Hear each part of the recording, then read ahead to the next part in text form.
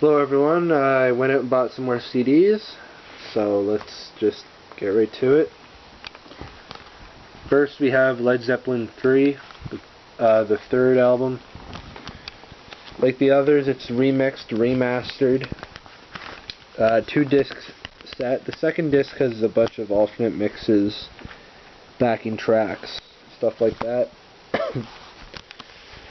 I heard they're going to reissue the 4th and 5th albums by Led Zeppelin, which would be awesome, because in my opinion their later work is a lot better. But this is a pretty good album. I like this artwork here. You can like change it. It's kind of cool. Second, we have Dethklok, the Dethalbum II. The second out of the trilogy. I haven't had a chance to listen to this. Actually, a lot of these albums I haven't listened to. The albums I'm about to show, I haven't really listened to any of them. But from the back, I know 2 songs, Bloodlines and Laser Cannon Death Sentence. Both are really good. Next, we have All That Remains, The Fall of Ideals. I don't know a whole lot from this album. I know 2 songs, This Calling and 6. Not really a fan of This Calling, but 6 is pretty good. Yeah, metalcore, not much to say. Hopefully I'll enjoy that one.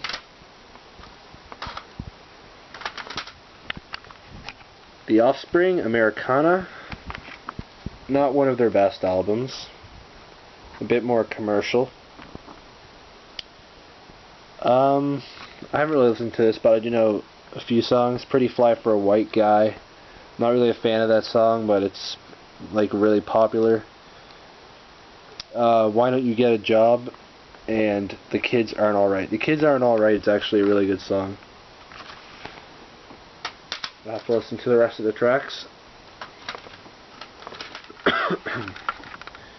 Oasis, What's the Story? Morning Glory.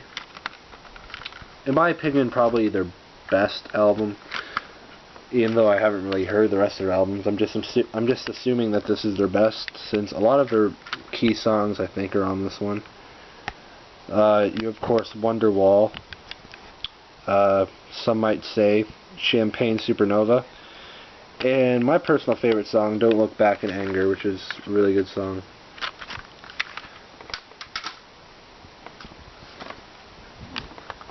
Next, Wolfmother, self-titled album.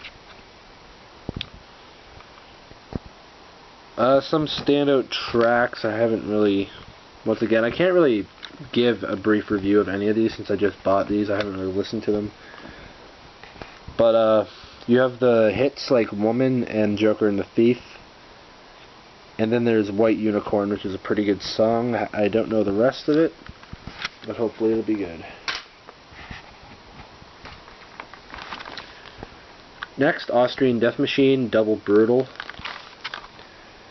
Austrian Death Machine is a pretty interesting band. It's basically a side project of the frontman for As I Lay Dying.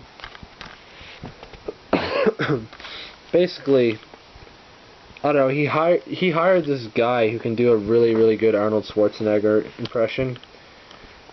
And you kind of have that.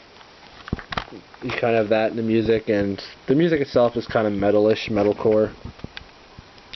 All the song titles are quotes from various Arnold Schwarzenegger movies, which is pretty awesome. Like, for example, the second track is called I Need Your Clothes, Your Boots, and Your Motorcycle, and that's obviously from Terminator 2. Pretty awesome. Disc 2 has some cover songs. My favorites being Hellbent for Leather, Trapped Under Ice, and Killing Is My Business. All of which I should say are really amazing covers. Definitely check this band out. They're really funny and awesome. Next we have Muse, The Resistance. Haven't listened to it yet, but I know some songs. Uprising, Resistance, and Unnatural Selection. Pretty good songs. And we have another Muse album, their latest one, The Second Law. Only know 2 songs, Madness and Panic Station. Not really a fan of Madness, but Panic Station's pretty good, despite it playing on the radio a lot. Next we have Anthrax, Spreading the Disease. I only know 1 song from the back, and that is Madhouse from Guitar Hero 2. That's how I know that song. But yeah, I don't know. I want to get into more thrash metal, so Anthrax is a pretty good place to start, considering I have Metallica, Megadeth, and Slayer pretty much covered. And another Anthrax album, State of Euphoria. Like the other song, or like the other album, I only know 1 song, and that's Antisocial, which is a cover of a Trust song.